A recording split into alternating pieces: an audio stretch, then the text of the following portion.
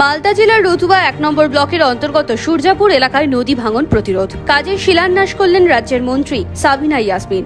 সঙ্গে ছিলেন রতুয়ার বিধায়ক সমর মুখোপাধ্যায়, ছিলেন মালদা জেলার তৃণমূলের জেলা সভাপতি আব্দুর রহিম বক্সি সহ অন্যান্য নেতৃত্বরা। রতুয়া ১ নম্বর ব্লকের সূর্যাপুর নদী ভাঙন প্রতিরোধ প্রকল্পে শুভ শিলান্যাস করা হলো, যার ফলে রতুয়ার বিভিন্ন এলাকা বন্যার কবল থেকে রক্ষা পাবে। এদিন নারকেল ফাটিয়ে কাজের শিলান্যাস করা হয় রতুয়া সূর্যাপুর এলাকায়। জানা যায়, দীর্ঘদিন ধরে এই বাঁধ বেহাল অবস্থায় পড়েছিল। প্রতি বছর বন্যার সময় বাঁধ সংলগ্ন বেশ কিছু এলাকা জলে প্লাবিত হয়ে যেত, যার কারণে ক্ষতির সম্মুখীন হতে হতো সকল এলাকাবাসীকে। বাঁধের কাজ শুরু হওয়ায় খুশি এলাকাবাসীরা।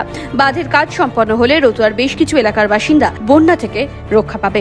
23 কোটি টাকার মতো 3টে জায়গাতে কাজ হবে আজকে। এখন যেটা করলাম, আর একটি জায়গাতে আমাদের জালালপুরে, ওখানে 3টে জায়গাতে টোটাল আজকে আমরা 28 কোটি টাকার কাজ করছি। হ্যাঁ, শুভ সূচনা করি। এখানে আমরা 23 কোটি টাকা, আর ওই আপনাদের জালালপুরের ওখানে 5 কোটি টাকা আছে। কি কাজ হয়েছে, কি কাজ হবে? বিভিন্ন কাজে আমাদের প্রোটেকশনের কাজ আছে, প্রোটেকশন এবং বাঁধের সব জায়গাতেই হচ্ছে না, বিশেষ আমি যেখানে হচ্ছে, বিশেষ করে আজকে আমার কাছে একটা খবর এসছে, খবর নিয়ে দেখলাম যে না, সেখানে সত্যতা আছে।